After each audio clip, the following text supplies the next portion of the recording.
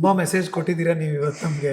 ತುಂಬ ಯೋಚನೆ ಮಾಡೋ ಥರ ಮಾಡಿದ್ದೀರಾ. ಬಿಕಾಸ್ ನಾವೆಲ್ಲ ನಾಗಾಲೋಟದಲ್ಲಿ ಯಾವುದೋ ಹಿಂದೆನೇ ಇದ್ದೀವಿ. ನೀವು ಒಂದು ಹೊಸ ಇಲ್ಲ ಸರ್, ಭಾಷೆ ಬರೀತಿದ್ದೀರಾ. ಇಲ್ಲ ಸರ್, ನೀವು ನಮ್ಗಿನ ತುಂಬಾ ತಿಳ್ಕೊಂಡಿದ್ದೀರಾ. ನಾವು ಅದರಲ್ಲಿ ಇಲ್ಲಮ್ಮ. ಒಂದು ಕಾಲು ಭಾಗ 2 ಲಕ್ಷ ತಿಳ್ಕೊಂಡಿದೀವಿ ಅಷ್ಟೇನೆ. ಇಲ್ಲ ಬಟ್ ಆದರೆ ಆ ಮೆಚುರಿಟಿ ಇದೆಯಲ್ಲ, ಅರ್ಥೈಸುವಿಕೆ ಇದೆಯಲ್ಲ, ಬದುಕನ್ನು ನೋಡೋದಿದೆಯಲ್ಲ, ಅದಕ್ಕೆ ನಾನು ಸ್ಟಾರ್ಟಿಂಗಲ್ಲಿ ಹೇಳಿದ್ದು ಬದುಕಿನಲ್ಲಿ ಬದುಕಿನಲ್ಲಿ ಅದನ್ನು ನೀವು ಮಾಡ್ತಿದ್ದೀರಾ. ಹೌದು.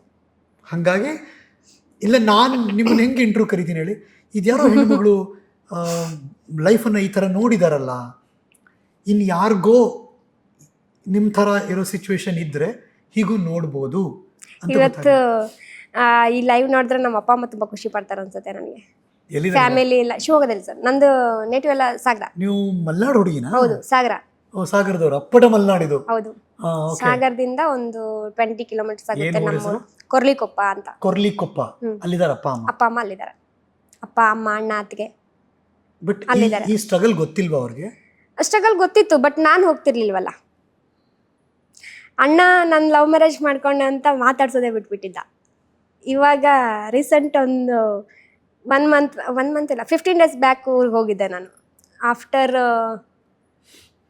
12 ಇಯರ್ಸ್ ಆದಮೇಲೆ ಊರಿಗೆ ಹೋಗಿದ್ದೆ. ಆವಾಗ ಅಣ್ಣ ಮಾತಾಡ್ಸಿದ್ರು ನಾನು. ಅಲ್ಲಿವರೆಗೂ ಅಣ್ಣ ಮಾತಾಡಿರಲಿಲ್ಲ. ಏನಂದ್ರು ಅಣ್ಣ? ಕ್ಯಾಶುವಲ್ ಆಗಿ ಅಷ್ಟೇ, ಚೆನ್ನಾಗಿದೆಯಾ, ಚೆನ್ನಾಗಿದ್ದೀನಿ. ಸೊ ಊರಿಗೆ ಹೋಗಕ್ಕೆ ಸಾಧ್ಯ ಆಗಿದ್ದು IT ಕೆಲಸ ಬಿಟ್ಟು ಅವರು ಆಟೋ ಡ್ರೈವರ್ ಆಗಿದ್ದಕ್ಕೆ. ನಿಜ. ಇದ್ದೆ 1 ವೀಕ್ ಇದ್ದೆ ಸರ್ ಊರಲ್ಲಿ. ಸೊ ಕುಟುಂಬದವರು ಚೆನ್ನಾಗಿದ್ದಾರೆ? ಚೆನ್ನಾಗಿದ್ದೀವಿ ಸರ್. ನೀವು ಹ್ಯಾಪಿ ಆಗಿದ್ದೀರಿ? ಹ್ಯಾಪಿ ಆಗಿದ್ದೀವಿ ಗಂಡ ಸರ್. ಹೆಂಡತಿ ಚೆನ್ನಾಗಿದ್ದೀರಿ? ಎಲ್ಲರೂ ಚೆನ್ನಾಗಿದ್ದಾರೆ. ಆರಾಮಾಗಿದ್ದೀರಿ? ಇಡೀ ಮಕ್ಕಳು ಫ್ಯಾಮಿಲಿ ಫುಲ್ ಖುಷಿಯಾಗಿದ್ದಾರೆ. ಅವ್ರ ಸ್ಕೂಲಲ್ಲೆಲ್ಲ ನಿಮ್ಮಮ್ಮ ಆಟೋ ಡ್ರೈವರ್ ಹೆಮ್ಮೆಯಿಂದ ಹೇಳ್ಕೊಂತಾರೆ, ಆಟೋ ಡ್ರೈವರ್ ನಮ್ಮಮ್ಮ ಅಂತ. ಅವ್ರ ಫ್ರೆಂಡ್ಸ್ ಎಲ್ಲ ಕೇಳ್ತಾರಂತೆ, ನಿಮ್ಮಮ್ಮ ಆಟೋ ಓಡಿಸ್ತಾರಾ ಅಂತ. ಹೌದು, ನಮ್ಮಮ್ಮ ಆಟೋ ಓಡಿಸ್ತಾರೆ. ನಾನು ಆಟೋ ಕಿರೋ ಸ್ಟಾರ್ಟ್ ಮಾಡಿದ್ರೆ ಮಕ್ಕಳನ್ನ ಹಿಂದೆ ಒಬ್ಬನ ಮುಂದೆ ಒಬ್ಬನ ಕೂರಿಸ್ಕೊಂಡು ಆಟೋ ಓಡಿಸ್ತಿದ್ದೆ. ಅವ್ರು ಲೀವ್ ಎಲ್ಲ ಬಂದಾಗ ಮನೇಲಿ ಬಿಡ್ತಿರ್ಲಿಲ್ಲ. ಮನೇಲಿ ಬಿಡ್ತಿರ್ಲಿಲ್ಲ. ಹಿಂದೆ ಲಗೇಜ್ ಕ್ಯಾಂಗ್ ಇದೆ, ಅಲ್ಲಿ ಚಿಕ್ಕವನ್ನ ಕೂರಿಸ್ಕೊಂಡ್ಬಿಡ್ತಿದ್ದೆ. ಅವನು ಸ್ವಲ್ಪ ಹೊತ್ತು ಕೂತ್ಕೊಂಡು ನಿದ್ದೆ ಬಂದ್ಬಿಟ್ರೆ ಅಲ್ಲೇ ಮಲ್ಕೊಂಡ್ಬಿಡ್ತಿದ್ದ. ಒಂದು ಬೆಡ್ಶೀಟ್ ಹಾಕಿರ್ತಿದ್ದೆ, ಮಲ್ಕೊಂಡ್ಬಿಡ್ತಿದ್ದ. ದೊಡ್ಡವನು ನನ್ನ ಪಕ್ಕದಲ್ಲಿ ಕೂರ್ತಿದ್ದ, ಮುಂದ್ಗಡೆ ಫ್ರಂಟ್ ಸೀಟಲ್ಲಿ. ಸಿಂಗಲ್ ಕಸ್ಟಮರ್ ಬಂದರೆ ಮಿಡಲ್ ಅಲ್ಲಿ ಕೂತ್ಕೊಂತಿದ್ದ. 2 ಜನ ಕಸ್ಟಮರ್ಸ್ ಬಂದರೆ ಅವ್ರಿಗೆ ಒಂಥರ ಇಕ್ಕಟ್ಟಾಗುತ್ತೆ ಅಂತ ನಾನು ಮುಂದೆ ಕೂರಿಸ್ಕೊಂಡ್ಬಿಡ್ತಿದ್ದೆ. ಸೊ ಆಟೋ ಓಡಿಸಿ ಒಳ್ಳೆ ಜೀವನ ಮಾಡ್ಬೋದು ಸರ್, ನೆಮ್ಮದಿಯಾಗಿ ಮಾಡ್ಬೋದು ಸರ್ ಜೀವನ. ಇದೊಂದೇ ಟೆನ್ಷನ್ ಜಾಬ್ ಅಂತಲ್ಲ, ತುಂಬಾ ಟೆನ್ಷನ್ ಸ್ಟ್ರೆಸ್ ಅಲ್ಲಿ ತುಂಬಾ ಜನ ಬದುಕ್ತಾ ಇದ್ದಾರೆ. ಹೌದು, ನೆಮ್ಮದಿ ಯಾವಾಗ ಅಂತ ಎಲ್ಲರೂ ಹುಡುಕ್ತಿರೋದೇ ನೆಮ್ಮದಿ. ನೆಮ್ಮದಿನ ಅದಾಗದೇ ಬರಲ್ಲ, ನಾವು ತಗೊಂಡ್ರೆ ನೆಮ್ಮದಿ ಸಿಗೋದು ನಮಗೆ. ನಾವು ಹುಡ್ಕೋಬೇಕು ನೆಮ್ಮದಿನ. ಅದಾಗದೇ ಬರುತ್ತೆ ಅಂದ್ರೆ ನೆಮ್ಮದಿ ಬರಲ್ಲ. ನಾವು ಅನ್ಕೋ ದೇವ್ರನ್ನ ಬೈಕೊಂತೀವಿ, ಅಯ್ಯೋ ಈ ದೇವ್ರು ಯಾವಾಗ ನೆಮ್ಮದಿ ಕೊಡ್ತಾನೋ ಏನೋ ಅಂತ. ದೇವರೆಲ್ಲ ಕೊಡ್ಬೇಕಾಗಿರೋದು ನಮಗೆ ನಾವೇ ತಗೋಬೇಕಾಗಿರೋದು. ಕೆಲಸ ಚೇಂಜ್ ಮಾಡ್ಬೇಕು. ಅದಕ್ಕೆ ಕೆಲಸ ಚೇಂಜ್ ಮಾಡ್ಬೇಕಂತಾರೆ. ನಮ್ಮ ವೃತ್ತಿ ಜೀವನ ಆಗಿರ್ಬೋದು, ಅಂದರೆ ನಮ್ಮ ವೈವಾಹಿಕ ಜೀವನ ಯಾವುದಾದ್ರೂ ಆಗಿರ್ಬೋದು, ಒಟ್ಟಲ್ಲಿ ನಾವೇ ಕಂಡ್ಕೊಬೇಕು. ಅದಕ್ಕೆ ತೊಂದರೆ ಆಗ್ತಿದೆ ಅಂತ ಗೊತ್ತಾದ್ರೆ, ನಿಮ್ಮ ಬದುಕೇ ನೀವು ಚೆನ್ನಾಗಿ ಜೀವನ ಮಾಡಬೇಕು ಅಂತ ಗೊತ್ತಾದ್ರೆ ಯೋಚನೆ ಮಾಡಬೇಕು. ಆಟೋ ಡ್ರೈವಿಂಗು ಅಂತಲ್ಲ, ಆಟೋ ಯಾವುದೇ ಕೆಲಸ ಅವ್ರು ಇಷ್ಟಪಟ್ಟಿದ್ದ ಕೆಲಸ ಇರ್ಬೋದು, ಮಾಡ್ಕೋಬೋದು. ಇವಾಗಿನ ಸಿಚುವೇಶನ್, ಈ ಸ್ಟ್ರೆಸ್ ಎಲ್ಲ ನೋಡಿದ್ರೆ ಹೇಳಬೇಕು ಅಂತ ಹೇಳಿದ್ರೆ ಸರ್, ನಾವು ಸ್ವಯೋದ್ಯೋಗ ಮಾಡೋದು ಎಷ್ಟೋ ಬೆಟರ್. ಅಗ್ರಿಕಲ್ಚರ್ ಇರ್ಬೋದು, ಅಥವಾ ಸ್ವಯಂ ಏನಾದರೂ ಮಾಡ್ಕೊಳ್ಳೋದಿರ್ಬೋದು. ಇವಾಗ ಏನು ಸ್ಪೆಕ್ಸ್ ಹಾಕಲ್ವಾ? ಇವಾಗ ಹಾಕಲ್ಲ ಸರ್. ತಲೆನೋವು ಏನೂ ಇಲ್ಲ? ಹೆಲ್ತ್ ಚೆಕಪ್ ಎಲ್ಲ ಆಗಿದೆ? ಟೆನ್ಷನ್ ಇಲ್ವಲ್ಲ ತಲೆನೋವು ಬರೋದಕ್ಕೆ. ಓಕೆ, ಸೊ ಹೆಲ್ತ್ ಚೆಕಪ್ ಅಲ್ಲಿ ಏನೂ ಇಲ್ಲ? ಏನಿಲ್ಲ, ಆರಾಮಾಗಿದ್ದೀನಿ ಸರ್ ಇವಾಗ. ಒಂದು ವೆರಿ ಸ್ಪೆಷಲ್ ಹರಿಕತೆ ಪಾಡ್ಕಾಸ್ಟ್ ಇದು. ಆದರೆ ಶಿ ಇಸ್ ಇನ್ಸ್ಪೈರಿಂಗ್, ಇಲ್ಲ ಅಂತಲ್ಲ. ತುಂಬ ಜನ ನಾವು ಅವರ ಲೈಫ್ ಜರ್ನಿನ ಒಂದ್ಸರಿ ತಿರುಗಿ ನೋಡಿ ನಾವೇನಾದ್ರು ಕರೆಕ್ಷನ್ ಮಾಡ್ಕೋಬೋದು ಅಂತ ಯೋಚನೆ ಮಾಡ್ಬೇಕಷ್ಟೆ. ತುಂಬ ಜನ ಹೇಳಿರ್ತಾರಲ್ಲ ನಿಮ್ಮ ಕ್ಲೋಸ್ ಸರ್ಕಲ್, ಹೇಳಿದ್ದಾರೆ ಸರ್, ನೀನೇ ಬೆಟರ್ ಕಣೆ ಅಂತ ನಿಮ್ಮ ಕ್ಲೋಸ್ ಫ್ರೆಂಡ್ಸ್ ಹೇಳಿದ್ದ ಏಕೋಶದಲ್ಲಿ ಅವ್ರು ಹೇಳಿರ್ತಾರೆ ಅಂತ. ಹೇಳಿದ್ದಾರೆ ಸರ್, ನಿನ್ನ ಜೀವನನೇ ಸೂಪರು ನೋಡಿ, ಆರಾಮಾಗಿದೆಯಾ ಅಂದ್ರೆ ನನ್ನ ಕೊಲೀಗ್ಸೇ ಸುಮಾರು ಜನ ಹೇಳಿದ್ದಾರೆ. ನಾನು ವರ್ಕ್ ರಿಸೈನ್ ಮಾಡಿಬಿಟ್ಟು ಬರಬೇಕಾದ್ರೆ ನನ್ನ ಕೆಳಗಡೆ ವರ್ಕ್ ಮಾಡೋರೆಲ್ಲ ನಮ್ಮ ಸ್ಟಾಫ್ ಎಲ್ಲ ಇದ್ರಲ್ಲ, ನನಗೆ ಬೀಳ್ಕೊಡುಗೆ ಕೊಡಬೇಕಾದ್ರೆ ಎಲ್ಲ ಅಳ್ತಾ ನಿಂತ್ಕೊಂಡಿದ್ದೆ.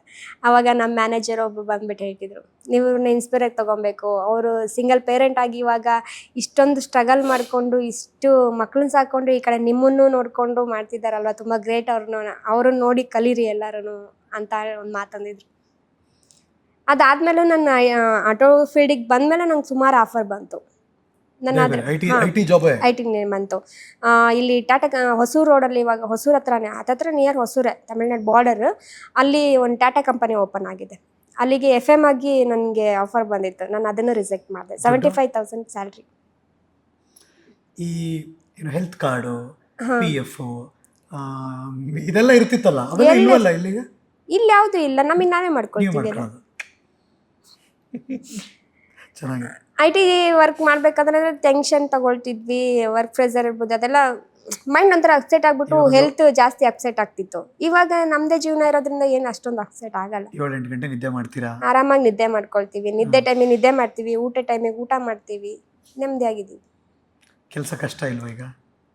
ಏನು ಕಷ್ಟ ಅನ್ಸಲ್ಲ. ಇಷ್ಟಪಟ್ಟಿದ್ದೀರಿ? ನಮ್ಮ ಫ್ರೆಂಡ್ಸ್ ಎಲ್ಲ ಹೇಳ್ತಾರೆ, ಈ ಟ್ರಾಫಿಕ್ ಎಲ್ಲ, ಫ್ರೆಂಡ್ಸೇ ಅಂತಲ್ಲ, ಸುಮಾರು ಜನ ಕಸ್ಟಮರ್ಸ್ ಹೊರಗಡೆಯಿಂದ ಬಂದಿರ್ತಾರಲ್ಲ, ಅವರು ಹೇಳ್ತಾರೆ, ಸಡನ್ ಆಗಿ ಯಾವತ್ತೂ ಲೇಡಿ ಡ್ರೈವರ್ನ ನೋಡಿರಲ್ಲ, ಫಸ್ಟ್ ಟೈಮ್ ಲೇಡಿ ಡ್ರೈವರ್ ಜೊತೆಗೆ ಜರ್ನಿ ಮಾಡ್ತಿರ್ತಾರಲ್ಲ, ಅಂಥವ್ರು ಕೂಡ ಹೇಳ್ತಾರೆ, ನೀವು ಈ ಟ್ರಾಫಿಕಲ್ಲಿ ಹೆಂಗೆ ಓಡಿಸ್ತೀರಾ, ನಿಮ್ಮ ಕೈಕಾಲೆಲ್ಲ ನೋವು ಬರಲ್ವಾ, ಕ್ಲಚ್ ಹಿಡ್ದಿಡ್ದು ಕೈ ನೋವು ಬರಲ್ವಾ ಅಂತೆಲ್ಲ ಕೇಳ್ತಾರೆ. ಇಲ್ಲ, ಅಭ್ಯಾಸ ಆಗ್ಬಿಟ್ಟಿದೆ. ಸ್ಟಾರ್ಟಿಂಗ್ ಒನ್ ಮಂತು ಅದೇ ಅಲ್ಲಿ ವರ್ಕಿಂಗ್ ಪೀರಿಯಡಲ್ಲಿ ನಾನು ಟ್ರಯಲ್ ತಗೊಳ್ತಾ ಇದ್ನಲ್ಲ, ಆ ಟೈಮಲ್ಲಿ ನನಗೆ ಅದೆಲ್ಲ ಅಭ್ಯಾಸ ಆಗೋಗಿದ್ದು. ಪೇಯ್ನ್ ಎಲ್ಲ ಬಂತಿತ್ತು ಸ್ಟಾರ್ಟಿಂಗಲ್ಲಿ, ಅಪ್ಪ ಇದೆಲ್ಲ ಹೆಂಗೆ ಮಾಡೋದು ಇಲ್ಲ, ಏನೋ ಒಂದು ಮಾಡಲೇಬೇಕು, ನಾನು ಏನೋ ಒಂದು 4 ಜನ ನನ್ನನ್ನು ಗುರ್ತಿಸ್ಬೇಕಂದ್ರೆ ನಾನು ಏನೋ ಒಂದು ಮಾಡಬೇಕು ಅಂತ ಹಠ ಹಿಡಿದ್ಬಿಟ್ಟು ಆ ಫೀಲ್ಡಿಗೆ ಬಂದೆ. ಇವಾಗ 4 ಜನ ಅಲ್ಲ, 14 ಮಿಲಿಯನ್ ನೀವು ವೈರಲ್ ಆಗಿದ್ದಕ್ಕೆ ಮಿಲಿಯನ್ಸ್ ಗಟ್ಟಲೆ ಜನ ಗುರ್ತಿಸ್ತಾವ್ರೆ. ಹೌದು, ನಂದು ಹೇಳ್ಬೇಕು, ನಿಮ್ಮ ಇನ್ಸ್ಟಾಗ್ರಾಮಲ್ಲಿ ಅಷ್ಟು ಫಾಲೋವರ್ಸು ನನಗಿಲ್ಲ. ನೀವು ಇದೀರ ಇನ್ಸ್ಟಾಗ್ರಾಮ್? ಇದೆ ಸರ್, ನಂದು ಲೇಡಿ ಪ್ಯಾಂಥರ್ ಅಂತ ಹೇಳ್ಬಿಟ್ಟು ಒಂದು ಐಡಿ ಇದೆ. ಲೇಡಿ ಪ್ಯಾಂಥರ್, ಲೇಡಿ ಪ್ಯಾಂಥರ್ ಅಂತ ಸರ್ಚ್ ಮಾಡಿದ್ರೆ ಅದು ಇದೆ. ನೇತ್ರ ಅವರು ಲೇಡಿ ಪ್ಯಾಂಥರ್ ನೇತ್ರ ಅಂತ ಬರುತ್ತೆ. ಚೆನ್ನಾಗಿ ಹೆಸರಿಟ್ಕೊಂಡಿದ್ದೀರಾ? ನನ್ನ ತಮ್ಮ ಕೊಟ್ಟಿದ್ದದು. ಓ ಹಂಗೆ. ಅದೇ ಲೇಡಿ ಟೈಗರ್ ಅಂತ ಹೇಳಿದ್ನಲ್ಲ, ಅವ್ರ ಹಸ್ಬೆಂಡ್ ಅವಳು ಹಂಗೆ ಸರ್, ಮಗುನ ಇಟ್ಕೊಂಡು ಜೀವನ ಮಾಡ್ತಾಳೆ. ಗಾಡೀಲಿ ಅವಳಿಗಿನ್ನ ಮಗು 4 years ಮಗು ಇದೆ. ಅವಳು 1.5 year ಆಟೋದಲ್ಲೇ ಇಟ್ಕೊಂಡೆ ಬರ್ತಾಳೆ. ಅವಳು ನನ್ನನ್ನು, ಅಕ್ಕ ನಾನು ಬರ್ಬೋದಾ ಆಟೋ ಡ್ರೈವಿಂಗ್ ಅವ್ರ ಗಂಡ ಜೊತೆ ಕಲ್ಸ್ಕೊಂಡಿದ್ಲು ಅವಳು. ಬಟ್ ಅಕ್ಕ ನಾನು ಬರ್ಬೋದಾ, ಓಡಿಸ್ಬೋದಾ ಅಂತ ಅವಳು ಇದು ಮಾಡ್ಕೊಂಡು, ನನ್ಗೆ ಭಯ ಆಗುತ್ತೆ ರೋಡಿಗೆ ಬರೋದಕ್ಕೆ, ಜನ ಏನು ಹೇಳ್ತಾರೋ ಏನೋ ಅಂತ. ಇಲ್ಲ, ನೀನು ಬಾ ನಿನ್ನ ಫೀಲ್ಡ್ಗೆ, ಆಮೇಲೆ ನೋಡು ಅಂತಂದೆ. ಬಟ್ ಜನ ಹೇಳೋದನ್ನ ಕಿವಿ ಕೊಡ್ಬೇಕಾ ಕೊಡಬಾರ್ದು? ಕೊಡಬಾರ್ದು ಸರ್. ಜನಗಳ ಮಾತಿಗೆ ನಾವು ಯಾವತ್ತು ಕಿವಿ ಕೊಡ್ತೀವೋ ನಾವು ಲೈಫಲ್ಲಿ ಫೇಲ್ ಆಗ್ತೀವಿ. ಜನಗಳ ಮಾತನ್ನು ಯಾವತ್ತು ನಾವು ದೂರ ಇಡ್ತೀವೋ ಲೈಫಲ್ಲಿ ಸಕ್ಸಸ್ ಆಗ್ತೀವಿ. ಇದು ನಾನು ಕಂಡ್ಕೊಂಡಿರೋ ಅಂಥದ್ದು. 100 ಜನ ಇವಾಗ ರೋಡಲ್ಲಿ ಹೋಗ್ತಿರ್ತೀವಿ ಸರ್, ನಾಯಿಗಳು ಬೊಗಳ್ತಾ ಇರುತ್ತೆ, ಅದಕ್ಕೆಲ್ಲ ನಾವು ತಲೆ ಕೊಡ್ಕೊಂಡು ಹೋಗೋಕ್ಕಾಗುತ್ತಾ? ತಲೆ ಕೆಡ್ಸ್ಕೊಳಕ್ಕೆ ಹೋಗ್ಬಾರ್ದು. ಆಡ್ಕೊಳ್ಳೋರು ಆಡ್ಕೊಳ್ಳಿ, ಹೇಳ್ಕೊಳ್ಳೋರು 100 ಹೇಳ್ಕೊಳ್ಳಿ, ತಲೆ ಕೆಡ್ಸ್ಕೊಳ್ಳಲ್ಲ. ನಮ್ಮ ಕಷ್ಟಕ್ಕೆ ಯಾರು ಆಗಲ್ಲ ಸರ್. ನಾನು ಹೇಳ್ತಿದ್ದಿರಲ್ಲ, ನನ್ನ ಮನೆ ಕೊಟ್ಟಿದ್ದು ಓನರೇ ನನ್ನ ಬಗ್ಗೆ ಹೇಳಿದರು. ಮಕ್ಕಳನ್ನ ಮನೇಲಿ ಬಿಡ್ತಾಳೆ ನೈಟ್ ಅಂದರೆ. ನಾನು ಅವಾಗ ಏನು ಮಾಡ್ತಿದ್ದೆ, ಈ IT ಕ್ವಿಟ್ ಮಾಡಿದಾಗ ಸ್ವಲ್ಪ ದಿನ, ಆವಾಗಿನ ನಮ್ಮ ಹಸ್ಬೆಂಡ್ ಬಂದಿರಲಿಲ್ಲ, ಆವಾಗ 1 year ನಾನು ಆಟೋ ಓಡಿಸ್ತಿದ್ದೆ. ಅವಾಗ ಏನು ಮಾಡ್ತಿದ್ದೆ, ಮಕ್ಳ ಜೊತೆಗೆ ಒಂದು ಸ್ವಲ್ಪ ಎಲ್ಲಾದರೂ ಹೋಗಬೇಕು ಅಂದ್ಕೊಂಡಾಗ ಏನು ಮಾಡ್ತಿದ್ದೆ, ನೈಟಲ್ಲಿ ಏನು ಮಾಡ್ತಿದ್ದೆ, ಮಕ್ಕಳಿಗೆ ಮಲಗಿಸ್ಬಿಟ್ಟು ಬೀಗ ಹಾಕೊಂಡು ಹೊಟ್ಟೋಗ್ಬಿಡ್ತಿದ್ದೆ ಆಟೋಗೆ, ನೈಟಲ್ಲಿ ಡ್ಯೂಟಿ ಮಾಡ್ಕೊಬಂದು. ಅವಾಗೆಲ್ಲ ಇವಳು ಆಟೋ ಫೀಲ್ಡಿಗೆ ಬಂದಮೇಲೆ ತುಂಬ ಕೆಟ್ಟೋಗ್ಬಿಟ್ಲು. ರಾತ್ರಿ ಮನೆಯಿಂದ ಹೊರಗೆ ಹೋಗ್ತಿರೋದಕ್ಕೆ ಲೇಟಾಗಿ ಬಂದ್ರು ನನಗೆ, ನಾವೇ 6 ಗಂಟೆಗೆಲ್ಲ ಮನೆಗೆ ಬರ್ತೀವಿ, ನೀನು 12 ಗಂಟೆ 1 ಗಂಟೆಗೆಲ್ಲ ಮನೆಗೆ ಬರ್ತೀಯಲ್ಲಮ್ಮ, ಮನೆ ಖಾಲಿ ಮಾಡ್ಬಿಡು, ನೀನು ಖಾಲಿ ಮಾಡಿಸ್ಬಿಟ್ರು ಮನೇನ. ಸಮಾಜ ಹಿಂಗೆ ನೋಡುತ್ತೆ, ಒಂದು ಹೆಣ್ಮಗಳು ರಾತ್ರಿ ಹೋದ್ರೆ. ಹೌದು, ಅಂದರೆ ಕೆಟ್ಟದಾಗೆ ಯೋಚನೆ ಮಾಡ್ತಾರೆ.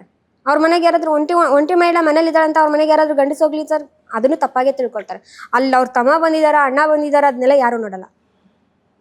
ಓ ಇಲ್ಲೇನೋ ನಡೀತಿದೆ ಅಷ್ಟೇ ಅವರು ಥಿಂಕ್ ಮಾಡೋದು. ಅದ್ರ ಬಗ್ಗೆ ಎಲ್ಲ ನಾವು ತಲೆ ಕೆಡ್ಸ್ಕೊಳ್ಳೇಬಾರ್ದು.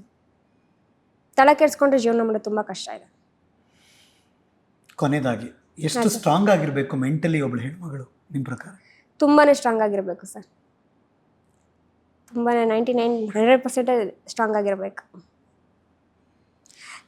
ನಾವು ಯೋಚನೆ ಮಾಡೋದ್ರಲ್ಲಿ ಸ್ವಲ್ಪ ನಾವು ನೆಗೆಟಿವ್ ಯೋಚನೆ ಮಾಡಿದ್ರೂ ನಮ್ಮ ಜೀವನ ಒಂದು ಕೂದಲು ಎಳೆಯಷ್ಟು ನಾವು ನಮಗೆ ತಪ್ಪಿಸ್ಕೊಳಕ್ಕೆ ಜಾಗ ಸಿಗುತ್ತಿರುತ್ತೆ. ಆ ಕೂದಲು ಎಳೆನಲ್ಲಿ ನಾವು ತಪ್ಪಿಸ್ಕೊಂಡ್ಬಂದ್ಬಿಡ್ಬೇಕು.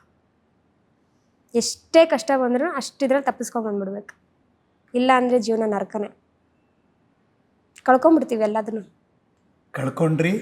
ಕಳ್ಕೊಂಡಿದ್ದನ್ನ ಮತ್ತೆ ಪಡ್ಕೊಂಡಿದ್ದೀರಾ. ನಗ್ನಗ್ತಾ ಗಂಡನ ಜೊತೆ ಖುಷಿಯಾಗಿದ್ದೀರಾ. ಹೌದು. ನಿಮ್ಮ ಯಜಮಾನ್ರ ಹೆಸರೇನು? ಅಶೋಕ್. ಅಶೋಕ್ ಅವ್ರನ್ನ ಕೇಳಿದೆ ಅಂತ ಹೇಳಿ. ಇನ್ಯಾರ ದೃಷ್ಟಿನೂ ಬೀಳದೇ ಇರಲಿ. Okay sir. ಡ್ರೈವರ್ ದಂಪತಿಗಳು ಹೌದು. ಗುಡ್ಯಾ? ಇವಾಗ ಹೋಗ್ಬೇಕು. ನೆನ್ನೆ ಕೂಡ ಅದನ್ನ ನಾನು ಹೇಳಿದ್ದೆ ತಾನೇ ನಿನಗೆ, ಕರೆಕ್ಟಾಗಿ ವೈರಲ್ ಒಂದು ಫೋಟೋಗೆ ಅವ್ರು ಹೇಳಿದ್ರು, ನಾನು ಈ ಥರ ಕಳ್ಸಿದ್ದಕ್ಕೆ ತಕ್ಷಣ ಹೇಳಿದ್ರು, ನೋಡಿ ನನಗೆ ಗೊತ್ತಿಲ್ಲ, ಯಾರೋ ವೈರಲ್ ಮಾಡಿಬಿಟ್ಟಿದ್ದಾರೆ ಈ ಥರ ವಿಡಿಯೋನ ಅಂತ.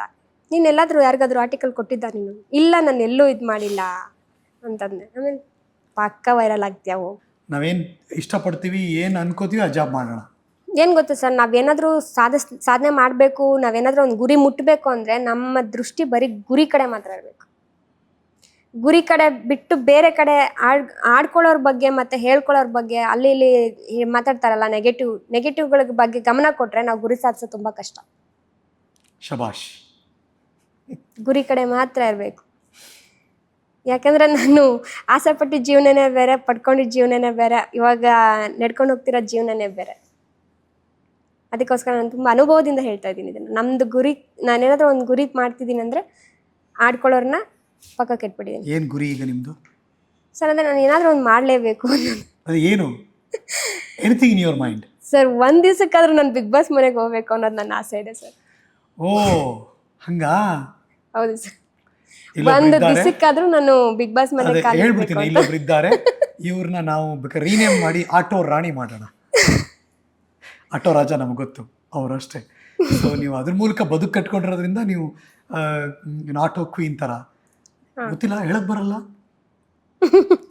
ಮೇ ಬಿ ಹೇಳಕ್ ಬರಲ್ಲ, ಎಲ್ಲೋ ಯಾರ್ದೋ ಕಣ್ಣಿಗೆ ಬಿದ್ದು ಅದಾದ್ರೆ ನಾವು ಖುಷಿ ಪಡ್ತೀವಿ. ನಾನು ಸುಮಾರು ಸರಿ ಅನ್ಕೊಂಡಿದ್ದೀನಿ ಸರ್, ಸುದೀಪ್ ಸರ್ ಕಣ್ಣಿಗೆ ನಾವೆಲ್ಲ ಕಾಣಿಸಲ್ವಾ?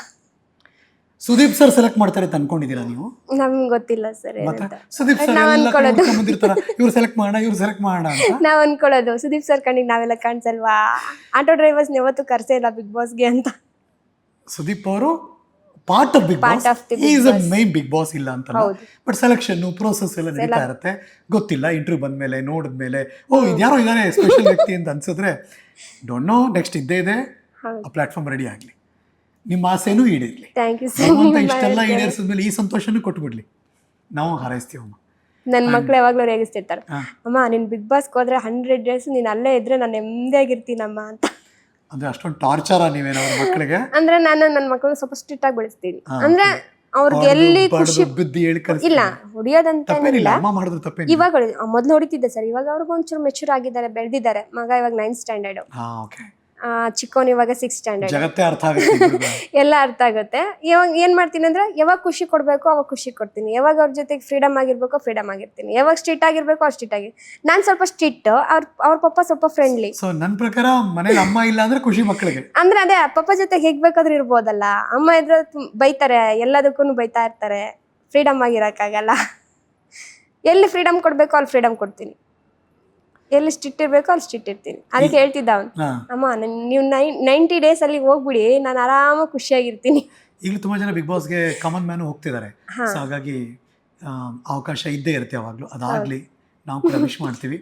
ಅಂಡ್ ನಿಮ್ಮ ಬದುಕಲ್ಲಿ ಖುಷಿ, ಸಂತೋಷ, ನೆಮ್ಮದಿ ಸದಾ ಹೀಗೆ. Thank you sir. God bless you. Thank you. ಒಳ್ಳೇದಾಗ್ಲಿ. ಅಂಡ್ ಥ್ಯಾಂಕ್ ಯು, ನಿಮ್ಮ ಜರ್ನಿನ ನಮಗೆ ಹೇಳಿದ್ದಕ್ಕೆ ತುಂಬಾ ಜನಕ್ಕೆ ಅದು ಗೊತ್ತಾಯ್ತು.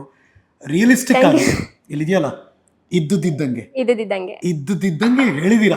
ಹೌದು ಸರ್. ಜನಕ್ಕೂ ಅರ್ಥ ಆಗ್ಲಿ, ಕ್ಲಾರಿಫಿಕೇಶನ್ ಕೊಟ್ಟಿದ್ದೀರಾ. ಎಲ್ಲೂ ಮುಚ್ಚುಮರೆ ಮಾಡಿಲ್ಲ, ಯಾವ್ದನ್ನ ಹೇಳ್ಬೇಕೋ ಬೇಡ ಅಂತ ಅನುಮಾನ ಪಟ್ಟಿಲ್ಲ. ನಾನು ಇಲ್ಲೊಂದು ವಿಷಯ ಹೇಳ್ಕೋಬೇಕು ನನ್ನ ಫ್ಯಾಮಿಲಿಗೆ. ನನ್ನಿಂದ ಏನಾದರೂ ತಪ್ಪಾಗಿ ಯಾವತ್ತಾದ್ರೂ ನಾನು ತಪ್ಪು ಮಾತಾಡಿದ್ರೆ, ಅಥವಾ ನನ್ನಿಂದ ಏನಾದರೂ ನಿಮಗೆ ಫೀಲ್ ಆಗಿದ್ರೆ ದಯವಿಟ್ಟು ಕ್ಷಮಿಸಿ. ಅಪ್ಪ ಅಮ್ಮ ನೀವು ಕ್ಷಮಿಸಿ. ನನ್ನ ಅತ್ತೆ ಮಾವನ್ ಯಾವತ್ತೂ ಅತ್ತೆ ಮಾವ ಅಂತ ಹೇಳಿಲ್ಲ, ಅಪ್ಪ ಅಮ್ಮ ಅಂತಾನೆ ಕರೆದಿರೋದು.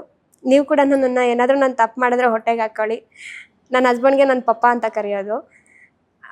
ಪಪ್ಪ ನಾನೇನಾದ್ರು ತಪ್ಪು ಮಾಡಿದ್ರೆ ನನ್ನನ್ನು ಹೊಟ್ಟೆಗೆ ಹಾಕ್ಕೊಂಡು ಇನ್ನಷ್ಟು ಪ್ರೀತಿ ಕೊಡಿ.